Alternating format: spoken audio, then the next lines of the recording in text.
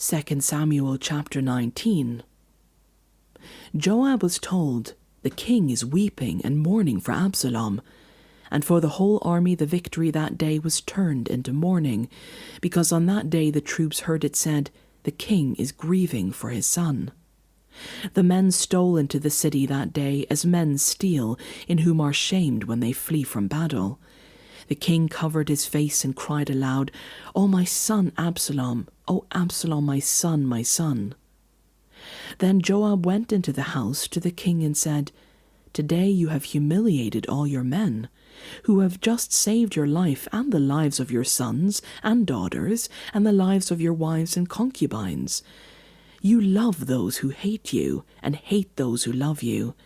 You have made it clear today that the commanders and their men mean nothing to you.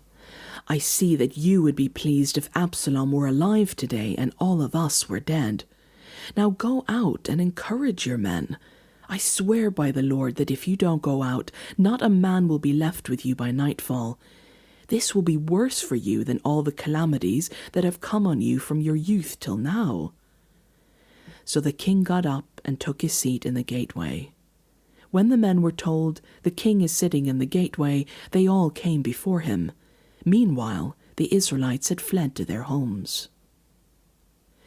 Throughout the tribes of Israel, all the people were arguing among themselves, saying, "The king delivered us from the hand of our enemies. He is the one who rescued us from the hand of the Philistines.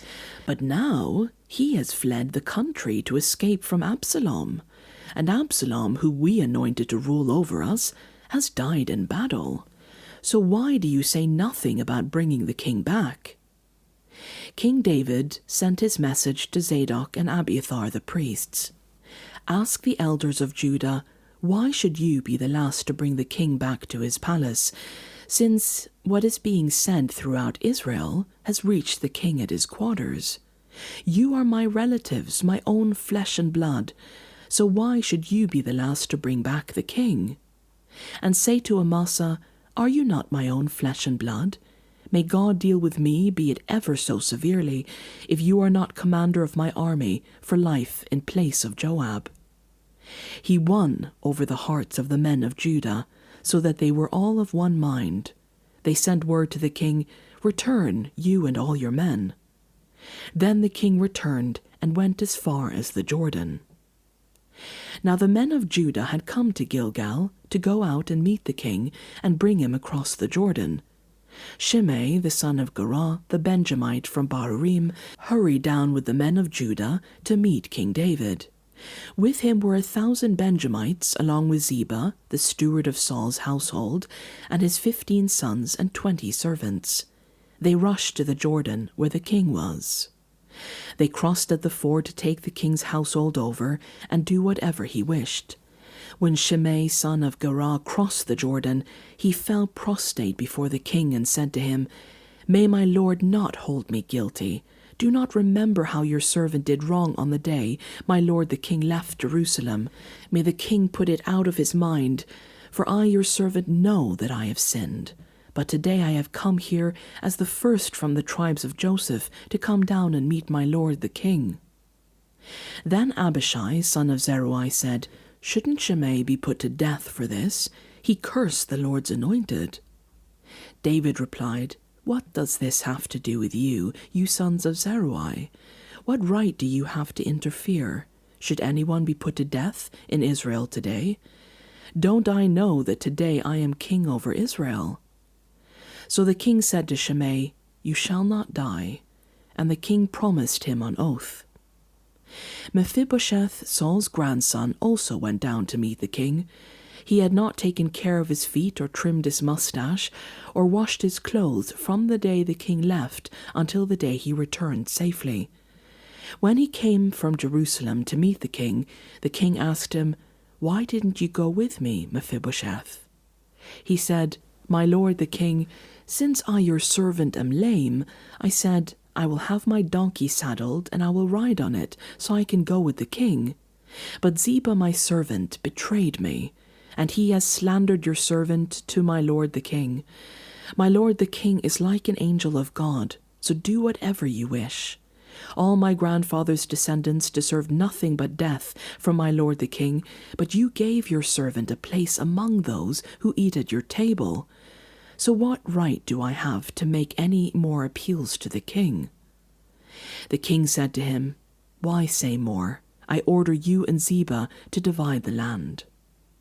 Mephibosheth said to the king, "Let him take anything, now that my lord the king has returned home safely." Barzillai the Gileadite also came down from Rogelim to cross the Jordan with the king and to send him on his way from there. Now Barzillai was very old, 80 years of age. He had provided for the king during his stay in Mahanaim, for he was a very wealthy man. The king said to Barzillai, "Cross over with me and stay with me in Jerusalem, and I will provide for you." But Barzillai answered the king, "How many more years will I live, that I should go up to Jerusalem with the king? I am now 80 years old. Can I tell the difference between what is enjoyable and what is not? Can your servant taste what he eats and drinks? Can I still hear the voices of male and female singers? Why should your servant be an added burden to my lord the king? Your servant will cross over the Jordan with the king for a short distance, but why should the king reward me in this way? Let your servant return, that I may die in my own town, near the tomb of my father and mother. But here is your servant Kimham. Let him cross over with my lord the king. Do for him whatever you wish."